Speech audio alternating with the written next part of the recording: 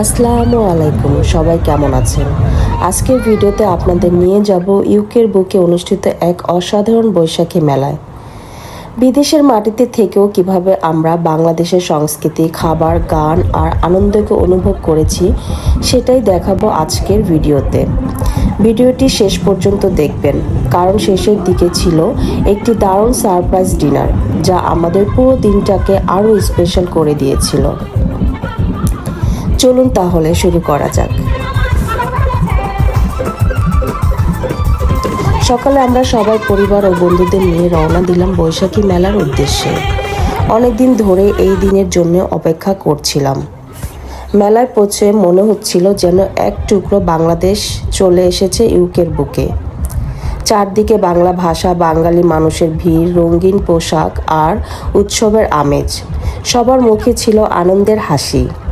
বাচ্চারাও খুব এক্সাইটেড ছিল। তারাও অপেক্ষা করছিল মেলায় ঘুরবে, খেলবে আর মজা করবে। মেলার অন্যতম আকর্ষণ ছিল কনসার্ট। বাংলাদেশ থেকে আসা জনপ্রিয় শিল্পীরা গান পরিবেশন করছিলেন। চারদিকেও দর্শকের উচ্ছ্বাস আর করতালি। মঞ্চের সামনে মানুষের ভিড় ছিল অনেক বেশি। সবাই প্রিয় শিল্পীদের গান উপভোগ করছিল। সত্যি বলতে বিদেশের মাটিতে বসে বাংলা গান শুনতে শুনতে মনে হচ্ছিল যেন আমরা বাংলাদেশের কোনো বড় অনুষ্ঠানে উপস্থিত আছি।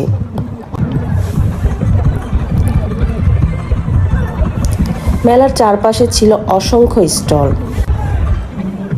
বিভিন্ন ধরনের কাপড়, শাড়ি, পাঞ্জাবি, গয়না এবং নানা রকম বাঙালি পণ্যের স্টল সাজানো ছিল।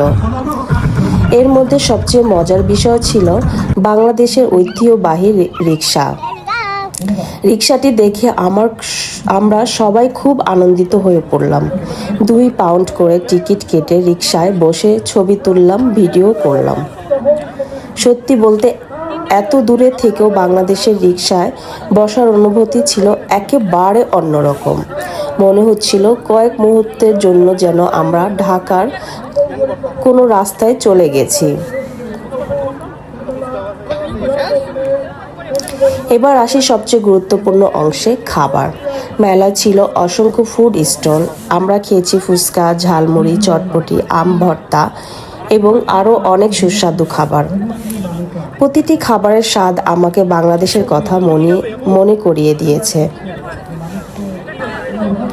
বিশেষ করে ফুচকা আর ঝালমুড়ি খেতে খেতে মনে হচ্ছিল যেন ঢাকার কোনো ব্যস্ত রাস্তার পাশে দাঁড়িয়ে আছি। বাচ্চারাও তাদের পছন্দের খাবার খেয়ে অনেক আনন্দ করেছে।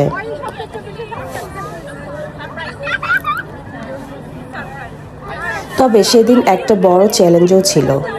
আবহাওয়া ছিল প্রচণ্ড গরম। কনসার্টের সামনে কিছুক্ষণ থাকার পর আমার মাথা ধরে গেল। রোদের তাপ এত বেশি ছিল যে বেশিক্ষণ সেখানে দাঁড়িয়ে থাকা সম্ভব হচ্ছিল না। পরে আমরা সবাই মিলে একটু ছায়াযুক্ত জায়গায় চলে আসি। একটি ম্যাট বিছিয়ে বন্ধু, পরিবার এবং বাচ্চাদের নিয়ে বসে আড্ডা দিতে শুরু করি। সত্যি বলতে জীবনের সবচেয়ে সুন্দর মুহূর্তগুলো হয়তো এমনই, প্রিয় মানুষদের নিয়ে একসাথে বসে গল্প করা, হাসাহাসি করা আর সময় উপভোগ করা। রোদ কিছুটা কমে গেলে আবার মেলায় বিভিন্ন অংশ ঘুরে দেখি। আমাদের মূল পরিকল্পনা ছিল কোনো রেস্টুরেন্টে গিয়ে ডিনার করার, কিন্তু হঠাৎ করে প্ল্যান পরিবর্তন হয়ে যায়। আমাদের এক বন্ধুর পরিচিত আত্মীয় অনেক অনুরোধ করলেন তাদের বাসায় যাওয়ার জন্য। অবশেষে আমরা সবাই তাদের বাসায় যাই। সেখানে গিয়ে আমরা সত্যি অবাক হয়ে যাই। অল্প সময়ের মধ্যে ভাবি আমাদের জন্য অনেক সুন্দর সুন্দর খাবার রান্না করেছিলেন। এত আন্তরিকতা, এত আপ্যায়ন এবং এত ভালোবাসা বিদেশের মাটিতে সত্যি মন ছুঁয়ে যাওয়ার মতো ছিল। খাওয়া দাওয়া শেষ করে আমরা রাতের দিকে বাসার উদ্দেশ্যে রওনা দিই। ঘড়িতে তখন প্রায় রাত 1টা। ক্লান্ত ছিলাম, কিন্তু মনটা ছিল আনন্দে ভরা। বিদেশে থেকেও এভাবে বাংলা সংস্কৃতি, বাংলা গান, বাংলা খাবার আর আপন মানুষের সঙ্গে সময় কাটানোর অনুভূতি সত্যি অসাধারণ।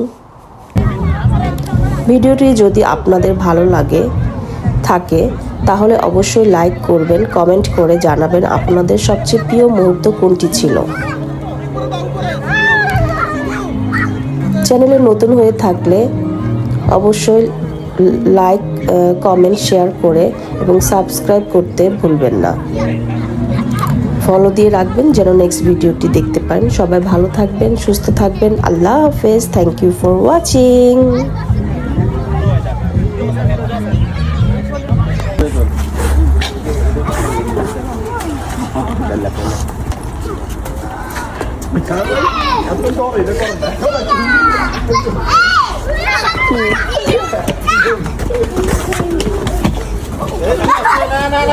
কারো গাড়ির সাথে কাজ করি না, বড় প্যা প্যা প্যা প্যা আওয়াজ করবো। গাড়ির সাথে কাজ করিস না, গাড়ি আওয়াজ করবি।